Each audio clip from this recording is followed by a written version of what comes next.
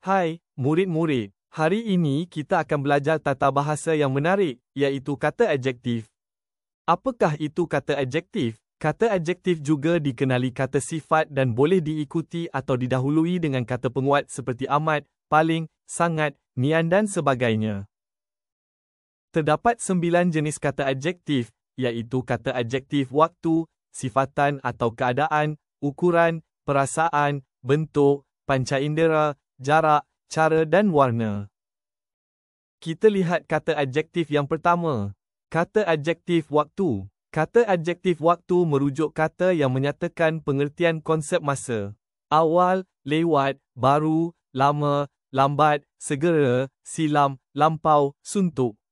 Kita lihat contoh ayat. Saya bangun awal pada setiap hari supaya tidak sampai lewat di sekolah. Kata adjektif kedua, kata adjektif sifatan. Merujuk kata yang menyatakan pengertian sifat atau keadaan. Contoh kata adjektif sifatan atau keadaan ialah cergas, sihat, baik, indah, degil, lembut, kasar, lemah, manja, cantik.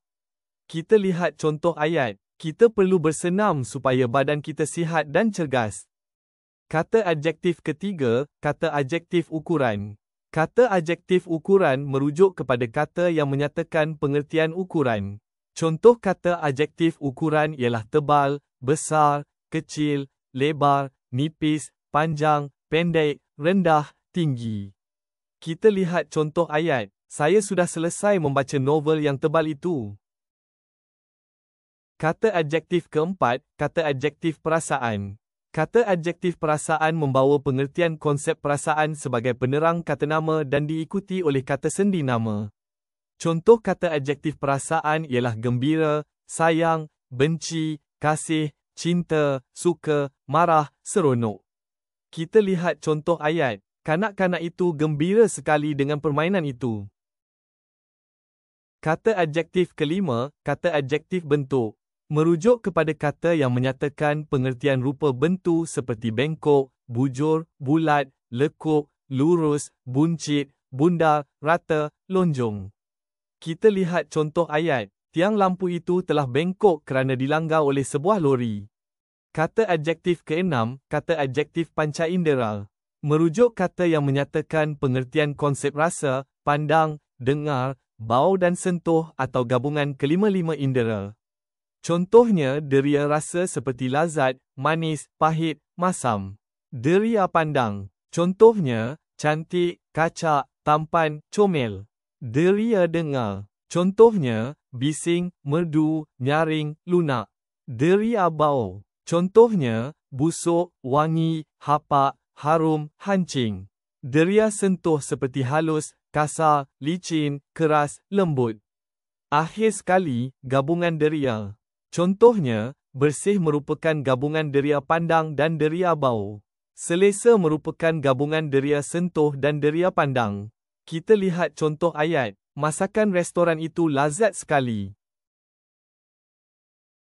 Kata adjektif ketujuh, kata adjektif jarak. Merujuk kata yang menyatakan pengertian konsep ruang antara dua benda atau keadaan. Contoh kata adjektif jarak ialah jauh, hampir, hujung, dekat, nyaris, rapat. Kita lihat contoh ayat. Tempat itu jauh sekali dari rumah saya. Kata adjektif ke-8, kata adjektif cara merujuk kata yang menyatakan pengertian keadaan kelakuan atau ragam sebagai penerang kata nama. Contoh kata adjektif cara ialah deras, gopoh, perlahan, laju, lambat, lincah, selalu, cepat. Kita lihat contoh ayat. Pengaliran sungai itu deras sekali. Kata adjektif terakhir, kata adjektif warna. Kata adjektif warna bermaksud pengertian warna sebagai unsur penerangan.